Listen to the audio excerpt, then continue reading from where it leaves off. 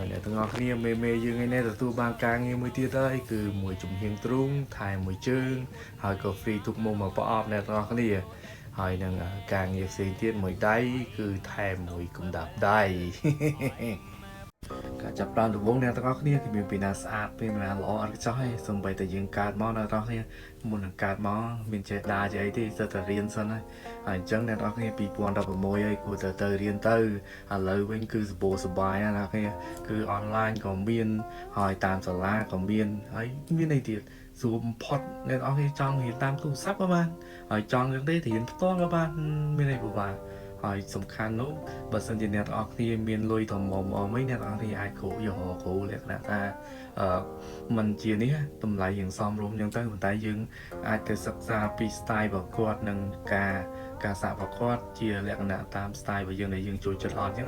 បើសិនជាយើងមានលុយច្រើនយើងអាចទៅរកគ្រូដែលខ្លាំងអីអញ្ចឹងទៅពួកអីសុខខ្មែររបស់យើងគ្រូខ្លាំងក៏មានច្រើនដែរ